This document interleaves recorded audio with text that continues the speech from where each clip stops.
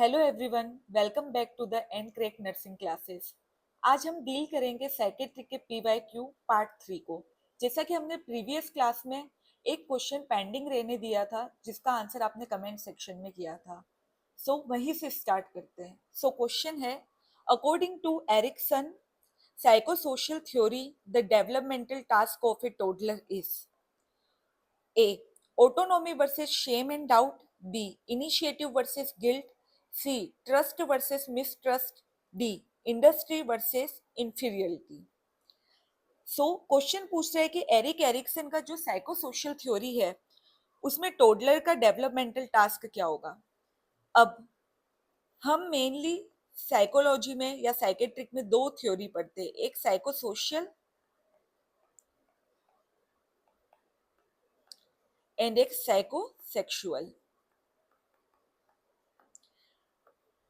जिसमें से direct question बनता है। जैसे एरिक एरिक्सन ने साइको सोशल डेवलपमेंट थ्योरी दी थी, जिसका मतलब है कि कोई भी चाइल्ड है उसका बिहेवियर सोसाइटी के अकॉर्डिंग क्या होगा। इसको इस थ्योरी को मेनली 8 पार्ट में डिवाइड करके रखा था अकॉर्डिंग टू एज,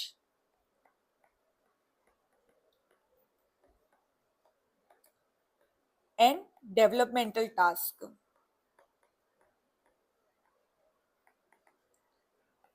अब ये 8 फेस आपको पता होनी चाहिए। जैसे आता है फर्स्ट, इन्फेंसी। हमें मेनली 8 फेज के अंदर हमें एज पता होना चाहिए एंड डेवलपमेंटल टास्क क्या होता है वो पता होना चाहिए। जैसे फर्स्ट है इन्फेंसी, जिसको हम 0 से 18 मंथ काउंट किया है। सेकंड है अर्ली चाइल्डहुड, जिसको हम टोडलर एज बोलते हैं। थर्ड है प्री स्कूल, फोर्थ है स्कूल एज, फिफ्थ है एडोलिसेंस, सिक्स है यंग एडल्ट, सेवन है एडल्टहुड और एट्थ है मैच्योरिटी। फर्स्ट इन्फेंसी, जिसमें 18 मंथ तक चाइल्ड को काउंट करेंगे हम, जिसके अंदर डेवलपमेंटल टास्क होता है trust versus mistrust. Toddler age का है autonomy versus shame and doubt. Preschool में होता है initiative versus guilt. School age में होता है इंडस्ट्री वर्सेस इंफीरियरिटी।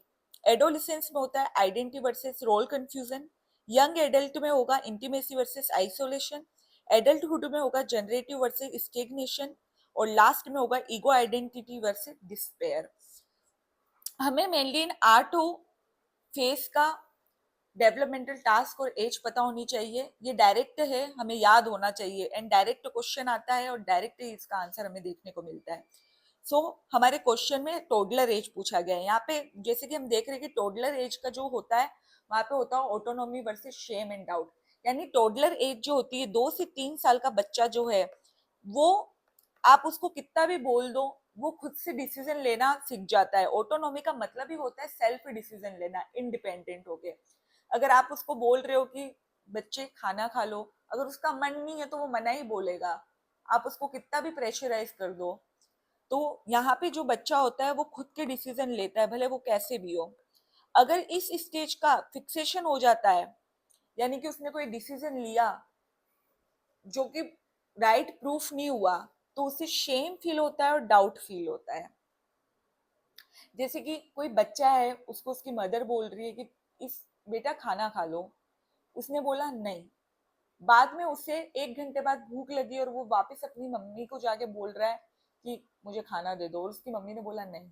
तब उसको ऐसा गिल्ट फील होगा और वो रोना स्टार्ट कर देगा। टॉडलर एज के बच्चे हमेशा रोना, क्राइंग उनका डिफेंस मैकेनिज्म होता है। अगर कोई चीज उन्हें नहीं मिलती है तो उनका रोना स्टार्ट हो जाता है। तो इसका राइट आंसर हुआ autonomy versus shame and doubt. अब आता है ट्रस्ट वर्सेस मिसट्रस्ट। इन्फेंट में देखने को मिलेगा। मेनली जो इन्फेंट होता है वो अपनी केयर गिवर से बहुत ज्यादा अटैच होता है। जैसे हो गई मदर, अगर उसको भूख लग रही है और वो ब्रेस्ट फीडिंग के लिए बोल रहा है, अगर उसकी मम्मा उसको उसके कहने पे ब्रेस्ट फीड करा देती है तो उसका ट्रस्ट डेवलप होता है। अगर यही चीज उसकी मम्मा ने कभी उसको मना कर दिया कि या अभी नहीं, या डिले कर दिया, तो उसको मिस ट्रस्ट होना स्टार्ट हो जाता है। एंड ये मिस ट्रस्ट फिर लाइफ लॉन्ग चलता है, जिसको हम फिक्सेशन बोलते हैं। सेकेंड आता है initiative versus guilt. Pre school child में देखने को मिलेगा 3 से 5 ईयर के बच्चों में। इनिशिएटिव का मतलब किसी चीज को इनिशिएट करना। पीयर ग्रुप्स, इसके अंदर बच्चों का सेम एज ग्रुप बनने लग जाता है, तो वो अपनी फ्रेंडशिप को इनिशिएट करते हैं कि मुझे इससे दोस्ती करनी है, गर्ल्स से नहीं करनी। कोई बॉय होगा तो वो सिर्फ अपना बॉय ग्रुप ही बनाएगा। तो इनिशिएटिव का मतलब होता है अपना सेम एज ग्रुप को बिल्डअप करना। और ऑप्शन डी कह रहा है इंडस्ट्री वर्सेस इंफीरियरिटी। ये देखने को मिलता है स्कूल एज चाइल्ड में।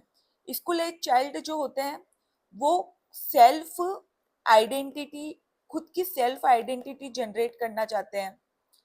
जैसे अगर किसी इस एज के किसी बच्चे को मॉनिटर बना दिया जाए तो वो खुद की आइडेंटिटी से खुश होने लग जाता है कि यार मैंने कुछ किया है। अगर ये यहाँ पे फिक्सेशन हो जाए, यानी कि ये डेवलपमेंटल टास्क अचीव नहीं होता है, तो उसको हमेशा इंफीरियर फील होता है कि यार मेरे से ये नहीं हुआ, मुझे मॉनिटर नहीं बनाया, ये वो।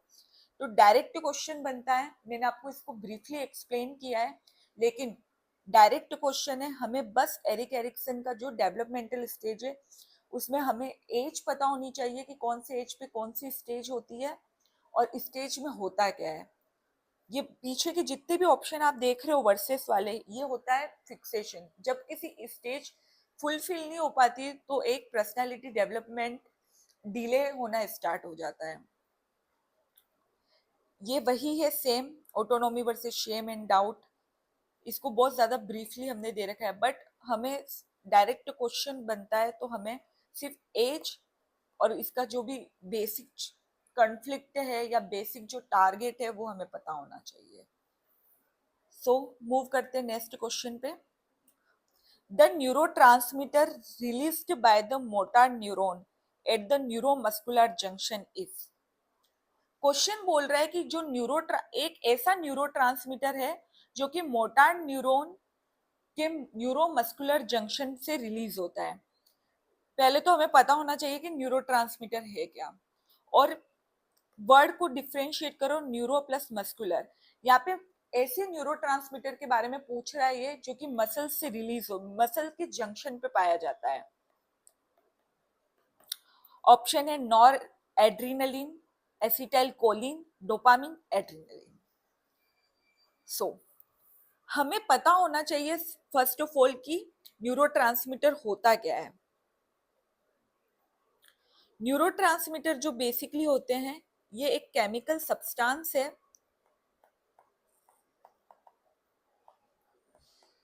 जो कि नर्व इंपल्स जनरेट होती है। जब भी नर्व इंपल्सेस जनरेट होती है तब ये रिलीज होते हैं। एक तरह के न्यूरोट्रांसमीटर है ये। अब आप बोलोगे कि कहाँ से रिलीज होते हैं। सो न्यूरोट्रांसमीटर बेसिकली हमें पता है ये हमारा है न्यूरॉन। न्यूरॉन के पार्ट्स आप सभी को पता है, मैं उसके ऊपर नहीं जाऊंगी। हम बात कर रहे हैं यहाँ पे न्यूरोट्रांसमीटर की। ये न्यूरॉन है, ये इसका डेंड्रोन पार्ट हो गया, न्यूक्लियस हो गया, एक्सोन पार्ट हो गया, एंड लास्ट का जो ये पार्ट होता है जिसको हम एक्सोन टर्मिनल बोलते हैं, वहां पे सिनेप्टिक क्लेफ्ट होता है ये।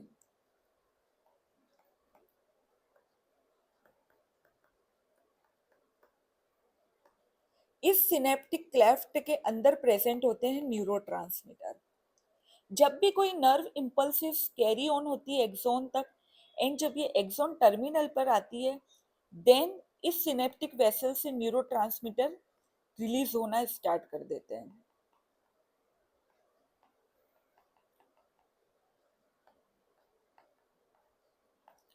बेसिकली हमें क्वेश्चन में पूछा है न्यूरोमस्कुलर जंक्शन।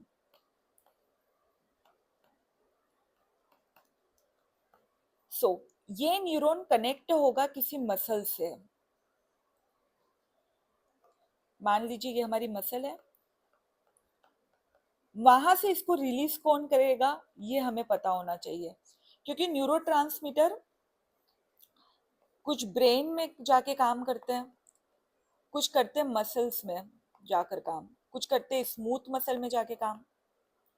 तो बेसिकली हमें यहाँ पे क्वेश्चन में पूछा गया न्यूरोमस्कुलर जंक्शन, यानी कि ये बेसिकली स्केलेटल मसल जो भी है हमारी वहां पे काम करेगा। सो ऑप्शन है नॉर एड्रीनलिन, एसिटाइलकोलिन, डोपामिन और एड्रीनलिन। फर्स्ट आता है नॉर एड्रीनलिन। नॉर एड्रीनलिन जो है वो कभी भी स्मूथ स्केलेटल मसल पे काम नहीं करता है, स्केलेटल मसल पे वर्क नहीं करता है। और हमें क्वेश्चन में क्या पूछा गया है, न्यूरोमस्कुलर यानी स्केलेटल मसल के बारे में पूछा गया है। तो ये आंसर तो वैसे ही गलत हो गया, क्योंकि ये रिलीज होता है सिंपैथेटिक नर्वस सिस्टम पे।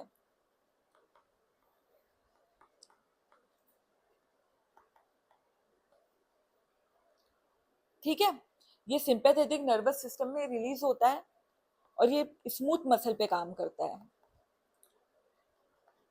जब भी फ्लाइट और फाइट की कंडीशन होती है। ये सब इसका कोई रोल नहीं है स्केलेटल मसल पे।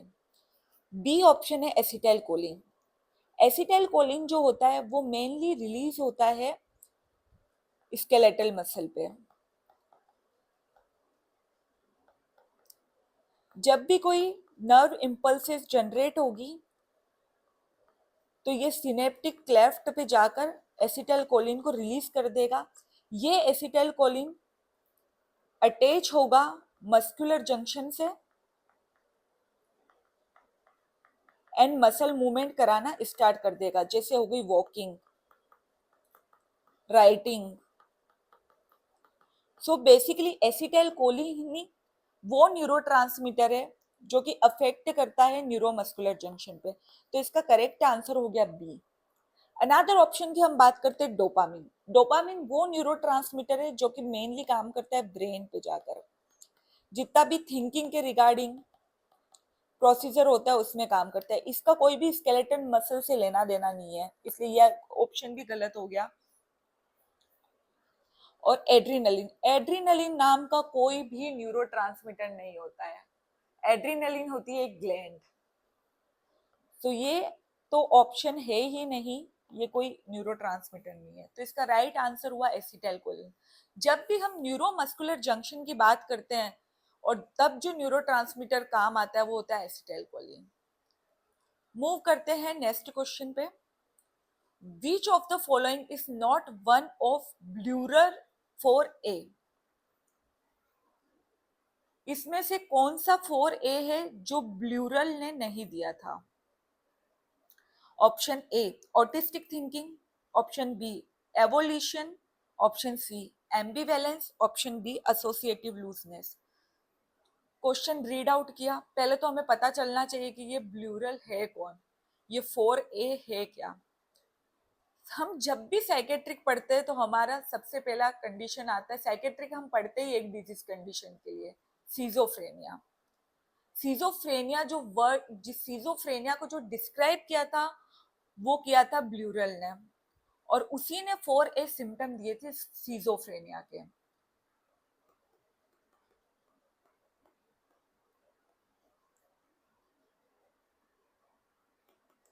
अब स्क्रीजोफ्रेनिया जो है उसका है, ये सबसे ज्यादा, ये मेनली साइकोसिस डिसऑर्डर है। बहुत सारे टाइप्स होते हैं इसके, जिसका एक क्वेश्चन लगा के हम फर्दर इसको डील करेंगे। मेनली सिजोफ्रेनिया होता क्या है, ये थॉट, इमोशन का डिसऑर्डर है। इसके अंदर सारे कॉग्निटिव सिस्टम सब कुछ इम्पेयर हो जाता है, और ये साइकेट्रिक का मेन डिसऑर्डर है जिसके लिए हम साइकेट्रिक पढ़ते हैं। तो यही ब्ल्यूरल, यूगोन ब्ल्यूरल एक साइंटिस्ट था जिसने इस डिसऑर्डर के बारे में हमें बताया कि सिजोफ्रेनिया होता क्या है, और इसी ने 4A सिम्टम दिए हैं। 4A सिम्टम सिजोफ्रेनिया के वो होते हैं जिससे डिस्क्राइब होता है कि पेशेंट को सिजोफ्रेनिया है या फिर अनदर साइकेट्रिक डिसऑर्डर है। 4A जिसके अंदर आता है autistic thinking, ambivalence, associative looseness, and 4 होता है इसका अफेक्ट इनएप्रोप्रिएट।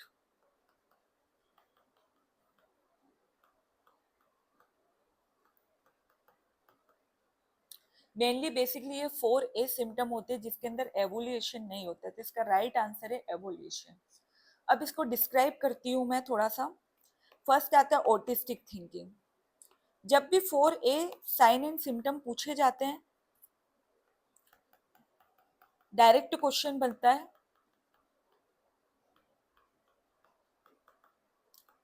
फर्स्ट आता है ऑटिस्टिक थिंकिंग।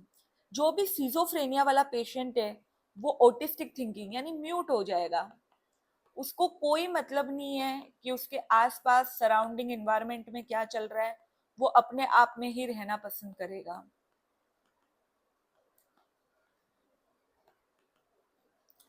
सेकेंड आता है एम्बीवेलेंस। एम्बीवेलेंस का मतलब होता है सेम, कोई एक पर्सन है, एक सेम टाइम पे दो डिफरेंट फीलिंग आना किसी को लेके।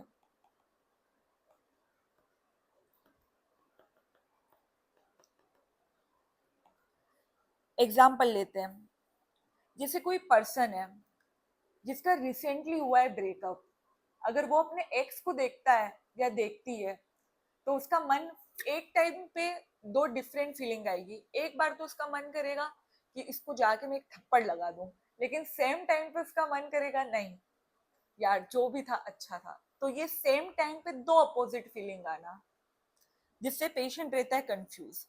थर्ड है एसोसिएटिव लूजनेस। जितने भी आइडियाज आ रहे हैं उसको कोई लिंक नहीं है उसके बीच में। कभी बोल रहा है पेशेंट आसमान का कलर नीला है और आज खाने में क्या बनेगा, कोई लिंक ही नहीं है। क्या बोल रहा है, वर्ड्स का पैराग्राफ का कोई लिंक नहीं है। उसको बोलते हैं हम एसोसिएट लूजनेस।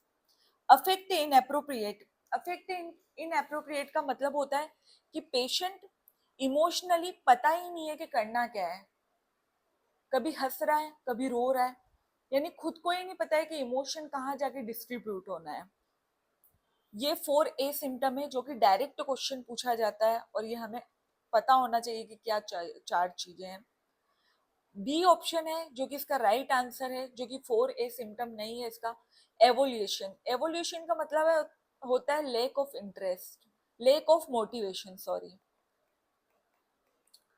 पेशेंट के अंदर कोई मोटिवेशन नहीं है, कोई सेल्फ डिजायर नहीं है, क्या करना है क्या नहीं करना है कुछ भी नहीं पता है। एवोल्यूशन जो होता है वो मेनली सीजोफ्रेनिया में प्रेजेंट होता है, बट ये अनादर सिम्टम में देखा जाता है। ये 4A में हम इसको इंक्लूड नहीं करेंगे। मूव करते हैं नेक्स्ट क्वेश्चन पे। When a mother ask her 2-year-old child, do you want to eat now? And the child reply, no. The behavior exhibited is first egocentric, second ritualism, third negativism, fourth egomania. कोई बच्चा है जो कि 2 साल का है, उसकी मम्मा ने पूछा कि खाना खाना है बेटा, वो कह रहा है नहीं। डायरेक्ट क्वेश्चन है, सबको पता है कि अगर किसी भी कोई भी वर्ड का अपोजिट रिप्लाई आ रहा है यानी वो नेगेटिविज्म है, तो इसका करेक्ट आंसर है नेगेटिविज्म। अब बात करते हैं ये नॉर्मल है या एब नॉर्मल। अभी हमने पढ़ा था एरिक एरिक्सन का साइकोसोशल थ्योरी, जिसके अंदर हमने टोडलर एज पढ़ी थी 2 to 3 ईयर, जिसके अंदर जो होता है ऑटोनॉमी वर्सेस शेम और डाउट में होता है पेशेंट, यानी ऑटोनॉमी का मतलब सेल्फ डिसीजन लेकर इंडिपेंडेंट। ये जो क्वेश्चन है वो टोडलर एज का ही है। 2 to 3 ईयर का मतलब पेशेंट जो भी चाइल्ड है वो टोडलर एज में है, और टोडलर एज में नो नो बोलना नॉर्मल है। टोडलर एज का पेशेंट बच्चा है, नो उसके लिए नॉर्मल थिंग है। नेगेटिविज्म जो है इस कंडीशन में टोडलर एज में नॉर्मल है, तो इसका आंसर राइट है सी। अब बात करते हैं अनदर ऑप्शंस की। फर्स्ट है ईगोसेंट्रिज्म। ईगोसेंट्रिज्म भी मेनली टोडलर एज के बच्चों में देखा जाता है। ईगोसेंट्रिज्म का मतलब होता है कि वो किसी पर्सन के टूवर्ड्स जो चीज प्रिडिक्ट करते या जो चीज देखते हैं उनको लगता है कि उनकी पूरी फैमिली, उनके फादर, उनकी मदर सेम थिंग देखते हैं।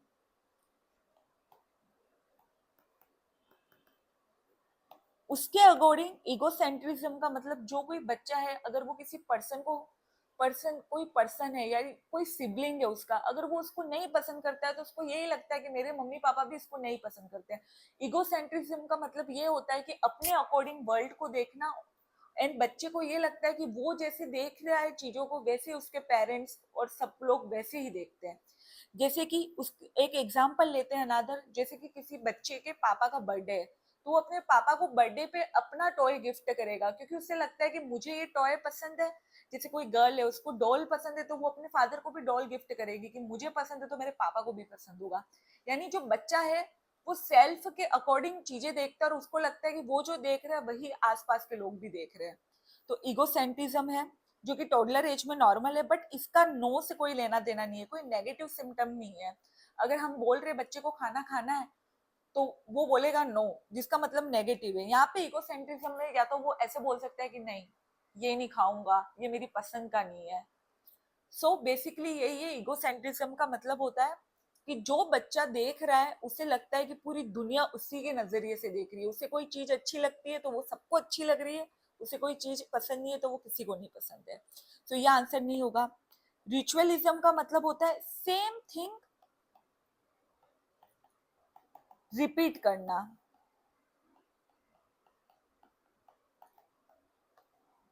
ये भी टोडलर एज में नॉर्मल देखने को मिलता है। जैसे कोई चाइल्ड है टोडलर एज का, उसको जैसे वो सोने से पहले स्टोरी सुनता है, तो वो डेली सेम स्टोरी ही सुनना प्रीफर करेगा रेदर देन अनादर। कुछ आप देखना ऐसे बच्चे होते हैं जैसे कि उन्हें सुलाते हैं हम टोडलर एज में, तो वो एक ही गाना सुनना प्रीफर करते हैं जो भी हम उन्हें फर्स्ट डे से सुनाते आ रहे हैं। अगर हम गाना चेंज कर देते हैं तो वो उन्हें पसंद नहीं आता है और वो क्राइंग, शाउटिंग ये स्टार्ट कर देते हैं। तो रिचुअलिज्म का मतलब होता है सेम थिंग को बार बार रिपीट करना। जैसे कोई बच्चा है उसको उसकी मम्मा खाना खिला रही है तो वो उसी सेम प्लेट और चम्मच के साथ खाएगा जो उसको पसंद है। आप किसी और में डाल के दे दो नहीं खाएगा। और ये हम नॉर्मल देखते हैं, जो भी 2 to 3 ईयर के चाइल्ड होते हैं बेसिकली देखने को मिलता है। नॉर्मल है ये भी टोडलर एज में। ईगोमेनिया, ईगोमेनिया का मतलब होता है ये टोडलर एज में देखने को मिलता है।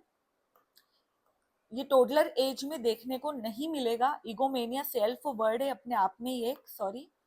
इसका मतलब होता है पेशेंट या कोई भी इंडिविजुअल है वो खुद की तारीफ करेगा। मैनिक है, पीछे मेनिया लग गया, यानी आपको पता है यूफोरिक रहेगा कि मैंने ये कर दिया, मैंने वो कर दिया। उसको कोई लेना देना नहीं है कि उसकी इन बातों से किसी और को हर्ट हो रहा है। उसे ना तो किसी से सिंपैथी है ना किसी से एम्पैथी है, बस अपने ही गुणगान गाना। तो ये मेनली टोडलर एज में देखने को ही नहीं मिलता है, ये तो वैसे ही गलत हो गया।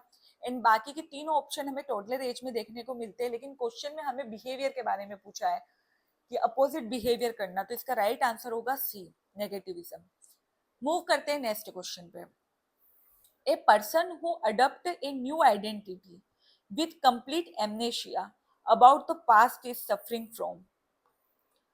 बहुत इजी क्वेश्चन है और बहुत बेसिक क्वेश्चन है। क्वेश्चन में पूछ रहा है कि कोई पर्सन है उसने न्यू आइडेंटिटी ले ली है और कंप्लीट एमनेशिया अबाउट पास्ट, और उसे अपने पास्ट के बारे में कुछ भी नहीं पता है और उसने न्यू आइडेंटिटी अपना ली है।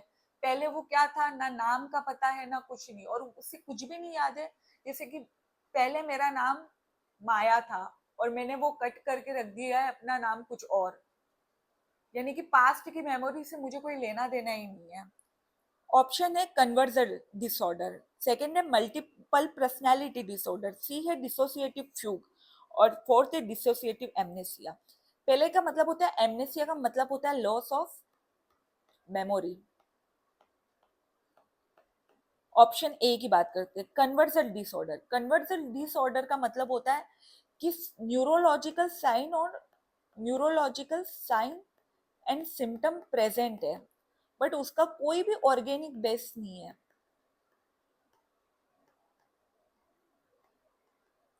यानी कोई पेशेंट है, साइकेट्रिक डिसऑर्डर है, जैसे कोई पेशेंट है जिसको बोल रहा है कि मेरे को पैरालिसिस हो गया है, मेरे से चला नहीं जा रहा है, लेकिन हम जब भी चेक करेंगे उसके जो भी पार्ट है, बॉडी पार्ट, वहां पे कोई भी डिसेबिलिटी देखने को नहीं मिलेगी। उसने अपने माइंड में ये प्रिडिक्ट कर लिया है कि भाई मुझसे चला नहीं जा रहा है, मेरे को पैरालिसिस हो गया है।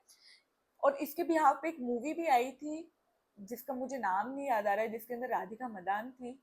तो आप बेसिकली वो मूवी देखना जिसके अंदर कन्वर्सल डिसऑर्डर को बहुत अच्छे से बताया गया है। उसमें एक सिस्टर होती है उसी की, जो प्रिडिक्ट करती है कि वो ब्लाइंड होगी, उसे कुछ नहीं दिख रहा है, लेकिन उसकी आईज प्यूपिल नॉर्मल रिएक्टिव है, वो कहीं चल भी रही है और बीच में कोई चीज भी आ रही है जैसे टेबल कुर्सी, तो उसके साइड से चलेगी। सो बेसिकली कन्वर्सल डिसऑर्डर का मतलब होता है कि सिम्टम प्रेजेंट होना लेकिन उसका कोई ऑर्गेनिक बेसिस नहीं है। और हमें क्वेश्चन में पूछा है कि पेशेंट न्यू आइडेंटिटी गेन कर रहा है जिसका कन्वर्सन से कोई लेना देना नहीं है, तो ये ऑप्शन ए तो ऐसे ही कट गया। सेकंड है multiple personality disorder. Multiple personality disorder का मतलब होता है कि कोई ऐसा ट्रिगर फैक्टर जिसकी वजह से पेशेंट की पर्सनैलिटी शिफ्ट होना स्टार्ट हो जाती है।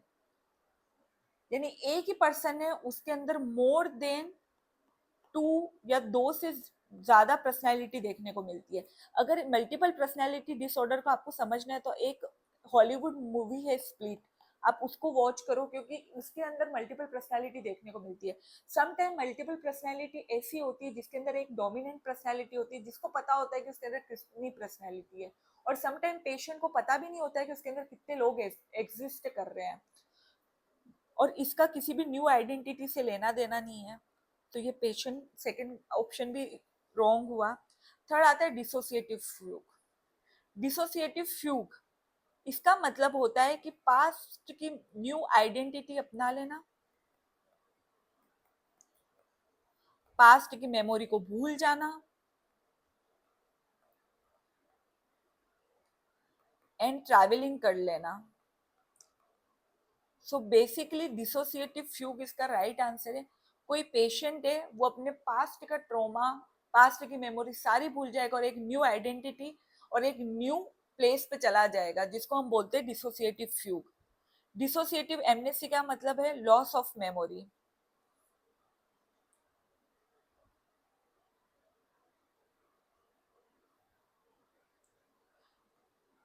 एमनेशिया का मतलब है लॉस ऑफ मेमोरी भी बोल सकते हैं अगर हम सुनने जो, या एब्सेंस ऑफ मेमोरी भी बोलते हैं। जो भी पर्टिकुलर इवेंट है उसको भूल जाना है। इसके अंदर पेशेंट कोई भी न्यू आइडेंटिटी गेन नहीं कर रहा है, ना किसी नए प्लेस पे जा रहा है, तो इसका राइट आंसर हुआ डिसोसिएटिव फ्यूग। मूव करते हैं नेक्स्ट क्वेश्चन पे। A person who changes the subject और joke to avoid exposing intellectual failure exhibit. Question कह रहा है कि कोई पर्सन है उसका इंटेलेक्चुअल एबिलिटी फेल हो गई है, जिसको अवॉइड करने के लिए या लोगों के बीच गिल्ट ना हो ये फील करने के लिए वो जोक क्रैक करना स्टार्ट कर देता है। तो इसको हम क्या बोलेंगे? Option A thought insertion, option B catastrophic reaction, option C sundowner syndrome, option D affective impairment. Question कह रहा है कि कोई पर्सन है उसका इंटेलेक्चुअल पावर डिसेबल हो गया है, यानी वो नॉर्मल से क्वेश्चन का भी रिप्लाई नहीं कर पा रहा है, या तो वो सिचुएशन से बचने के लिए, गिल्ट से खुद को बचाने के लिए या तो जोक क्रैक करेगा या शाउटिंग करना स्टार्ट कर देगा। सो ये बेसिकली हम देखते हैं डिमेंशिया वाले पेशेंट में। जब किसी पेशेंट को डिमेंशिया डायग्नोस होता है अर्ली स्टेज में, सो हम बेसिकली उससे कोई क्वेश्चन पूछते हैं कि बताओ 2+2 क्या होता है। सो डिमेंशिया में उसका मेमोरी धीरे धीरे लॉस हो रहा है, उसका इंटेलेक्चुअल पावर कग्निशन लॉस हो रहा है। सो वो इसको कैलकुलेट नहीं कर पाएगा, लेकिन गिल्ट से बचने के लिए वो बोलेगा अरे क्या आप ये क्वेश्चन पूछ रहे हो, कुछ और बात करते। या तो वो जोक वे में इसको डिनाइल कर देगा, या फिर वो शाउटिंग करने लग जाएगा गिल्ट में आके कि यार मुझे नहीं आ रहा है। सो बेसिकली इसका आंसर है कैटास्ट्रोफिक रिएक्शन। जब भी आप किसी कग्निशन इम्पेयरमेंट से बचने के लिए, अब उस गिल्ट से बचने के लिए अगर आप अवॉइड कर रहे हो उस सिचुएशन को या उस क्वेश्चन को, उसको हम बोलते हैं कैटास्ट्रोफिक रिएक्शन। सिंपल है, कोई पेशेंट है जिसका कॉग्निटिव इम्पेयरमेंट हो चुका है, लेकिन उसको शो नहीं करना है, तो वो अवॉइड करेगा गिल्ट और एंजाइटी से बचने के लिए। इसको ही हम कैटास्ट्रोफिक रिएक्शन बोलते हैं। तो इसका करेक्ट आंसर है कैटास्ट्रोफिक रिएक्शन। बहुत बार डायरेक्ट क्वेश्चन भी पूछा जा चुका है इसके बारे में। अब बात करते हैं अनदर ऑप्शन की, थॉट इंसर्शन। थॉट इंसर्शन का मतलब आपको पता है, डिल्यूजन वाले पेशेंट में देखने को मिलेगा मेनली। वो उनको ऐसे लगता है कि कुछ भी अगर कोई गलत थॉट आ रहा है तो वो उनके खुद का नहीं है, किसी ने उनके माइंड में डाल दिया है। जैसे हमने कई केसेस देखे हैं जिसके अंदर कोई किसी का मर्डर कर देता है, तो वो उस कंडीशन से बचने के लिए दूसरे को ऊपर डाल देता है कि ये थॉट मेरा नहीं था, मुझे किसी ने आके बोला है। किसने बोला है ये तो उससे भी नहीं पता है। यानी थॉट इंसर्शन का मतलब कि अपना थॉट नहीं, थॉट अपना ही है, लेकिन पेशेंट ये प्रिडिक्ट करता है ये किसी और ने उसको करने के लिए बोला है। सन ड्रावर सिंड्रोम मेनली ये देखने को मिलेगा अपन को डिमेंशिया में। इसके अंदर इवनिंग टाइम में डिमेंशिया डिलीरियम दोनों में देखने को मिलेगा ये हमें। मेनली अगर पूछा जाए सन ड्रावर सिंड्रोम, तो ये हमें डिलीरियम में ज्यादा देखने को मिलेगा। जैसे ही सन डाउन होने लगता है, इवनिंग होने लगती है, वैसे पेशेंट का कंफ्यूजन बढ़ना स्टार्ट हो जाता है। सो मेनली डिलीरियम में देखने को मिलता है और इवनिंग टाइम में कंफ्यूजन ज्यादा हो जाता है। इसका कोई भी इंटेलेक्चुअल पावर से लेना देना नहीं है। लास्ट आता है अफेक्ट इन इम्पेयरमेंट। ये इमोशंस की बेसिकली यहाँ पे बात कर रहा है। अफेक्ट इम्पेयरमेंट का मतलब प्रॉपर इमोशंस शो नहीं कर पाना, या तो प्लेजरेबल शो नहीं करेगा या अनप्लेजरेबल शो नहीं करेगा, इमोशनल कंफ्यूजन रहता है। इसको बोलते हैं हम अफेक्ट इनएप्रोप्रिएट। मूव करते हैं नेक्स्ट क्वेश्चन पे। The major neurotransmitter involved in obsessive compulsive disorder, OCD. OCD के अंदर हमें कौन सा न्यूरोट्रांसमीटर का इम्पेयरमेंट देखने को मिलता है? ए है सीरोटोनिन, बी है एसिटाइलकोलिन, सी है एपिनेफ्रिन और फोर्थ है डोपामिन। ओसीडी होता क्या है? ऑब्सेसिव कंपल्सिव डिसऑर्डर, दो वर्ड से मिलके बना है। बेसिकली ओसीडी जो होता है वो न्यूरोसिस होता है।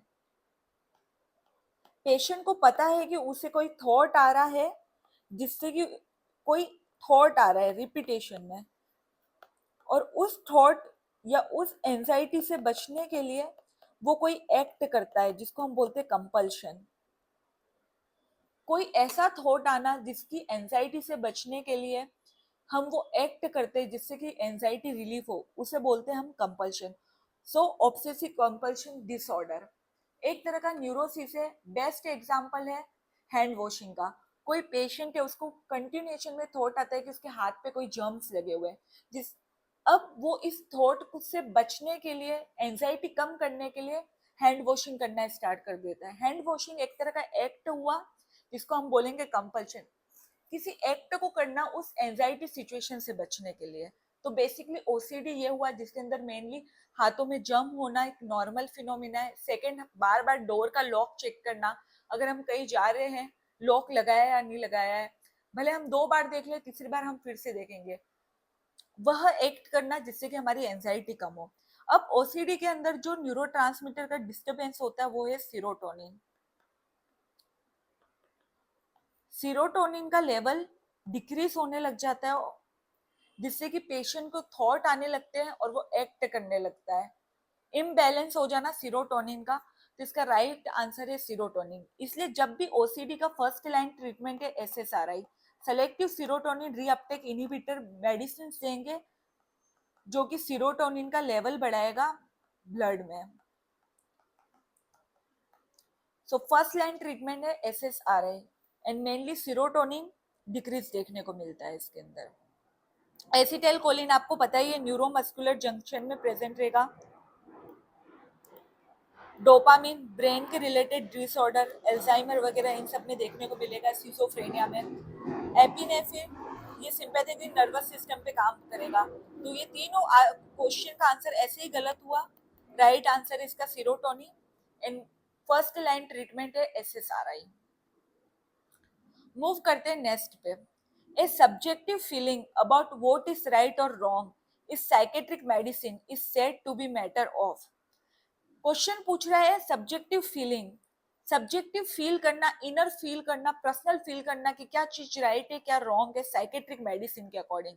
हमें ये मेडिसिन, किसी कोई पेशेंट है जिसको सिजोफ्रेनिया है, उसका रिलेटिव आया है, वो अब सेल्फ एनालिसिस कर रहा है कि मुझे मेडिसिन मेरे पेशेंट को देनी चाहिए नहीं देनी चाहिए, या कोई साइकेट्रिक डॉक्टर है जो डिसाइड कर रहा है सब्जेक्टिव फीलिंग कि ये इसके लिए किसी पेशेंट के लिए कोई मेडिसिन सही है या नहीं है। क्योंकि आपको पता है कि साइकेट्रिक मेडिसिन का थेराप्यूटिक लेवल और थेराप्यूटिक इंडेक्स बहुत कम होता है। सो सब्जेक्टिव डिसाइड करना कि कोई चीज सही है या गलत है, उसको क्या टर्म बोलेंगे? A value, b morality, three religion, four बायोएथिक।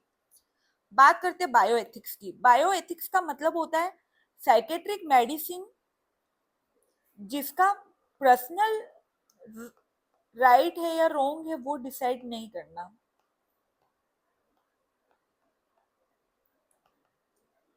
ये जो भी मेडिसिन मैन्युफैक्चर है, जो भी मेडिसिन बना रहे हैं, वो डिसाइड करेंगे कि ये मेडिसिन सही है या रॉन्ग है। इसमें सब्जेक्टिव फीलिंग कुछ नहीं होता है।